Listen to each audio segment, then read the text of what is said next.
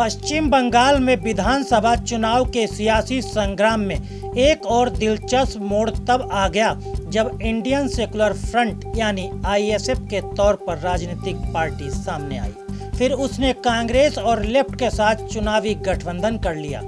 हालांकि इस गठजोड़ के होते ही कांग्रेस नेताओं में उठापटक शुरू हो गई, लेकिन इन सबसे अलग बंगाल के चुनावी माहौल में राजनीतिक पंडित यह टटोलने में लग गए हैं कि आईएसएफ टीएमसी के लिए वोट कटवा होगी या फिर बीजेपी को चुनाव जिताने में फायदेमंद साबित हो सकती है। आइए आपको विस्तार से बताते हैं कि आईएसएफ बीजेपी को चुनाव जिताने में कैसे फायदा दे सकती है और टीएमसी को कैसे नुकसान पहुंचा सकती है। पश्चिम बंगाल की 294 विधानसभा सीटों पर चुनाव के लिए सियासी पार्टियों के बीच घमासान जारी है। इसी बीच 21 जनवरी को हुगली जिले के परिजादा अब्बास सिद्दीकी ने नई पार्टी इंडियन सेकुलर फ्रंट यानी आईएसएफ का ऐलान कर दिया। मजार फुरफुरा शरीफ के परिवार से ताल्लुक रखने वाले 34 वर्षीय अब्बास ने आईएसएफ बनाई है।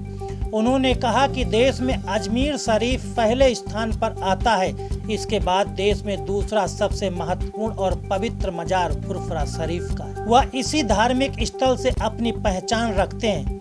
फुरफुरा शरीफ में आस्था रखने वाले लोगों में उनकी पकड़ है। इन्हीं अब्बास सिद्दीकी की आईएसएफ पार्टी से कांग्रेस ने बंगाल चुनाव के लिए गठजोड़ किया। हालांकि इस गठबंधन को लेकर आनंद शर्मा समेत कई कांग्रेसियों ने अधीर रंजन चौधरी पर निशाना साधा है। वहीं बंगाल कांग्रेस अध्यक्ष अधीर रंजन चौधरी ने भी पलटवार करते हुए उनको जवाब भी दिया। बंगाल चुनाव पर नजर रखने वाले सियासी पंडित अपना आकलन कांग्रेसियों के आरोप प्रत्यारोप से अलग कर रहे हैं। सियासी पंडितों का मानना है कि कांग्रेस नेताओं के उठापटक से बंगाल चुनाव में कोई खास फर्क नहीं पड़ने वाला है। इस गठजोड़ से कांग्रेस को बहुत ज्यादा फायदा भी नहीं होने वाला है, लेकिन कांग्रेस और लेफ्ट और आईएसएफ के गठबंधन से टीएमसी को बड़ा नुकसान हो सकता है। इसका सीधा फायदा बीजेपी को मिल सकता है। बताया जा रहा है कि कांग्रेस, लेफ्ट और आईएसएफ के बीच बंगाल चुनाव में गठजोड़ के साथ ही सीट शेयरिंग पर भी वार्ता हो चुकी है। इसमें आईएसएफ को गठबंधन ने 30 सीटें देने का वादा किया है। इन्हीं सीटों पर अब्बास सिद्दीकी अपने उम्मीदवार उतारेंगे। वहीं पश्चिम बंगाल की राजनीति को समझने वालों का कहना है कि अब्बास सिद्दीकी की पार्टी आईएसएफ मुस्लिम समुदाय के वोट बैंक पर फोकस करने जा रही है। वही वोट बैंक को ध्यान में रखते हुए अपने उम्मीदवार उतारेगी। इससे साफ हो जाता है कि आईएसएफ के उम्मीदवार मुस्लिम वोट में सेंध लगाने जा रहे हैं। इसी वोट बैंक पर फोकस करके टीएमसी चुनाव लड़ रही है।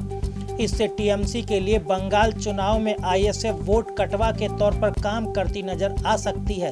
अगर टीएमसी के वोट काटने में आईएसएफ कामयाब होती है तो इसका फायदा सीधे बीजेपी को होगा। बीजेपी के उम्मीदवारों को अपनी सीट जीतने में यह मददगार साबित हो सकती है। आईएसएफ के अब्बास सिद्दीकी ने कहा कि उन्होंने सीएम ममता पर अब तक विश्वास किया था। वह अपने प्रभाव के मुस्लिम समुदाय से टीएमसी के पक्ष में वोटिंग करवाते रहे, लेकिन अब उनके समर्थक छला हुआ महसूस करते हैं। इसी कारण उन्होंने खुद की पार्टी खड़ी करने का इरादा किया। अब्बास ने कहा कि ओवैसी से मुलाकात मजार शरीफ पर 3 जनवरी को हुई थी, लेकिन पार्टी गठबंधन पर कोई चर्चा नहीं हुई थी। बंगाल चुनाव में बीजेपी ने मुस्लिम समुदाय के वोट बैंक को लेकर टीएमसी पर कई बार जोरदार और तीखे हमले किए। बीजेपी नेताओं ने कहा कि ममता बनर्जी मुस्लिम वोट बैंक पर अपना अधिकार समझती हैं, यह उनका सिर्फ नाटक और दिखावा है। इसलिए मुस्लिम वोट बैंक को टीएमसी अपना बपौती न समझे। बंगाल में मुस्लिम आबादी सबसे ज्यादा पिछड़ी हुई है, लेकिन ममता सरकार ने उनके विकास के लिए कोई काम नहीं किया। बंगाल के चुनाव में ओवैसी की पार्टी को वोट कटवा होने का दावा किया जा रहा है। अब अब्बास मुस्लिम समुदाय के वोटों के लिए चुनावी दंगल में कूद गए हैं।